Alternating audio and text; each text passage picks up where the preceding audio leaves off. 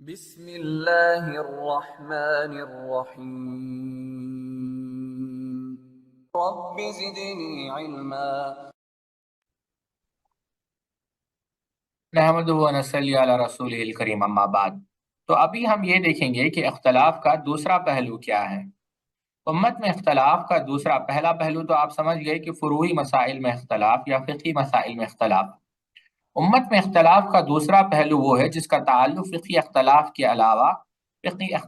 کے علاوہ عقائد و نظریات سے۔ اس پہلو سے بھی ہمیں سنجیدگی سے غور و فکر کر کے دیکھنا ہے کہ فکری و اعتقادی اختلاف کی نوعیت کیا ہے اور اس کا حکم کیا ہے، بلا کسی فرقے یا گروہ کو بنا نشانہ بنانے کے بجائے مطلقاً یہ دیکھنا ہے کہ ان اعتقادی اختلافات میں صحیح پہلو کون سا ہے۔ اب آپ دیکھیں، غور سے سمجھیں۔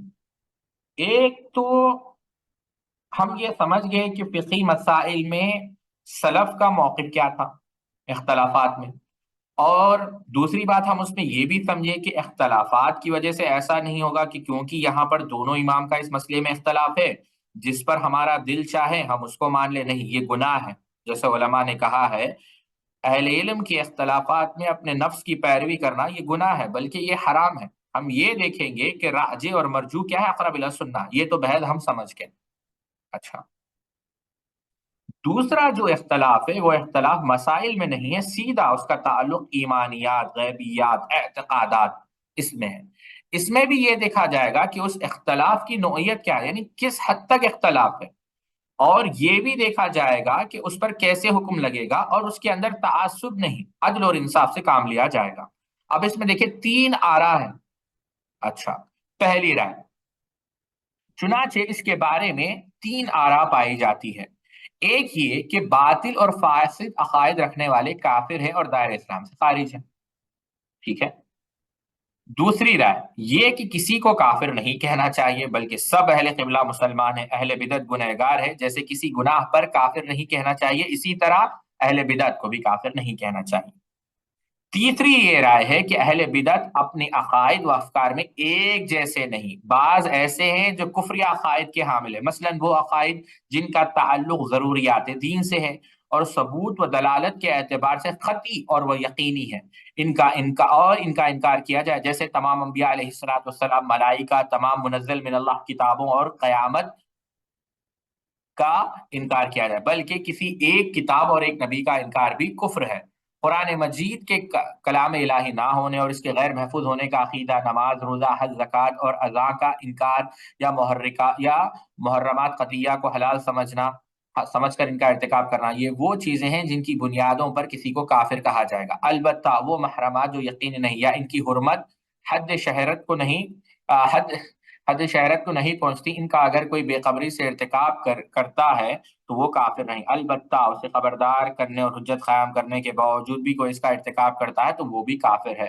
عموماً اہل سنت کا یہی قول ہے۔ مزید تفصیل کے لیے مجموع الفتاوی جلد نمبر 1، جلد نمبر 3، صفحہ نمبر 351 352، شرح عقیدۃ طحاویہ صفحہ نمبر 316 اور 319 پڑھیں۔ اچھا، یہاں پر شیخ نے کیا کہا، یہ ذرا غور سے سمجھے۔ شیخ نے کہا کہ اعتقاد میں اگر اختلاف ہو تو اس میں تین رائے ہیں۔ پہلی رائے تو یوں سمجھے آپ خوارج کی طرح ہے کہ جو بھی کفر کرے، جو بھی بدعت کہے کہ فوری اس کو دین اسلام سے خارج کر دو۔ دوسری رائے یہ ہے جو مرجیہ کا ہے، کسی کو کافر نہ کہو، کسی کو جو ہے دائر اسلام سے خارج نہ کرو، یہ ایک ہے۔ لیکن تیسری رائے یہ ہے کہ نہیں، ہر بدعت ایک جیسی نہیں ہوتی، اگر اس کی بدعت کفر تک پہنچ جائے، بدعت مکفرہ ہو، بدعت مفسقہ نہ ہو، کفر تک پہنچ جائے، اور وہ دین کی جو ضروریات ہے اس کا ہی انکار کر دے، تو ہم کیا کریں گے، اس کو جب کافر کہیں گے۔ اور اگر بعض ایسے مسائل ہیں جس کو اس کی خبر نہیں، یعنی جاہل ہے اور وہ حد شہرت کو نہیں پہنچتی اور جہالت میں اس نے ارتکاب کیا اور بعد میں سمجھانے پر وہ مان گیا، تو ہم اس کی تکفیر نہیں کریں گے۔ لیکن اگر بعد میں حد قائم، یعنی حق واضح کرنے کے بعد، حجت قائم کرنے کے بعد بھی وہ نہیں مانتا، تب مسئلہ پھر الگ ہے۔ تو کہتے ہیں کہ تیسری رائے، جس طرح یعنی ہر اہل بدعت کی بدعت ایک جیسی نہیں ہوتی، بعض لوگوں کی بدعت کفر تک پہنچ جاتی ہے، بعض کی نہیں، تو جن کی کفر کی پہنچ جاتی ہے وہ تو بالکل کفر میں مبتلا ہے، کافر ہے، دین اسلام سے خارج ہے، لیکن ہر کسی پر وہ فتویٰ نہیں لگایا جا سکتا۔ شیخ کہتے ہیں یہی قرین انصاف ہے اور نہایت درجے متوازن فکر ہے۔ قرآن پاک کی تعلیمات سے بھی اس کی رہنمائی ملتی ہے کہ عدل و انصاف کا سرشتہ کسی قیمت پر ہاتھ سے نہیں چھوڑنا چاہیے۔ ارشاد باری تعالیٰ جیسے آیت ہے وَلَا يَجْرِمَنَّكُمْ شَنَآنُ قَوْمٍ أَن صَدُّوكُمْ عَنِ الْمَسْجِدِ الْحَرَامِ أَن تَعْدِلُوا وَتَعَاوَنُوا عَلَى الْبِرِّ وَالتَّقْوَىٰ وَلَا تَعَاوَنُوا عَلَى الْإِثْمِ وَالْعُدْوَانِ وَاتَّقُوا اللَّهَ۔ ایک گروہ نے جو تمہارے لیے مسجد حرام کا راستہ بند کر دیا ہے تو اس پر تمہارا غصہ تمہیں اتنا مشتعل نہ کر دے کہ تم زیادتیاں کرنے لگو۔ نیکی اور تقوی کے کاموں میں سب سے تعاون کرو اور گناہ اور زیادتی کے کام میں کسی سے تعاون نہ کرو اور اللہ سے ڈرو۔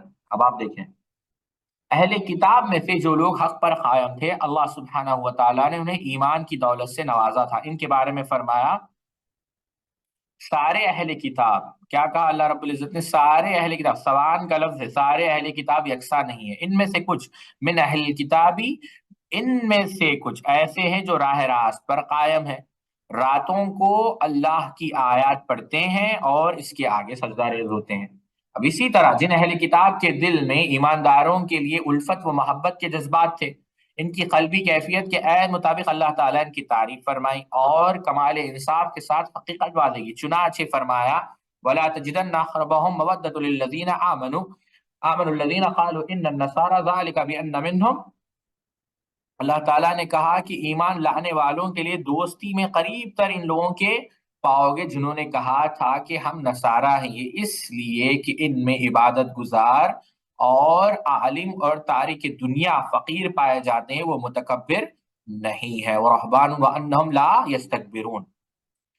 اللہ تعالیٰ نے کہا، اب دیکھیں یہاں پر اشارہ کس بات کی طرف ہے کہ یہ قرآنی ہدایت ہمارے لیے بہترین دستور العمل ہے کہ لوگوں کی تصنیف و تقسیم اور ان پر کسی قسم کا حکم لگاتے ہوئے ان کے ساتھ تعامل میں موافق و مخالف کی تفریق کیے بغیر مبنی برحق فیصلہ دینا چاہیے۔ یعنی دیکھیں تمام اہل کتاب کے اوپر وہی حکم نہیں لگایا جو ان لوگوں پر لگایا۔ سمجھ رہے ہیں آپ میری بات؟ یعنی اہل کتاب میں بھی بعض لوگ ان کے پاس ایسے صفت تھی جو قابل تعریف تھی تو ان صفتوں کو بیان کیا گیا۔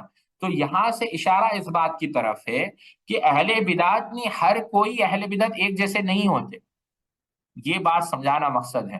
افراط و تفریط سے ہٹ کر یہی اعتدال کا راستہ ہے۔ آئندہ سطور میں ہم سلف امت اور ائمہ ہدا کی آراء اور ان کے اقوال اسی اصول کے پیش نظر رکھ کر پیش کر رہے ہیں جس سے مسئلہ زیر بحث میں حق تک رسائی حاصل کرنے اور مسلک اعتدال اختیار کرنے میں انشاءاللہ بڑی مدد ملے گی، اور یہی ہماری اس گفتگو اور بحث کا مقصد ہے۔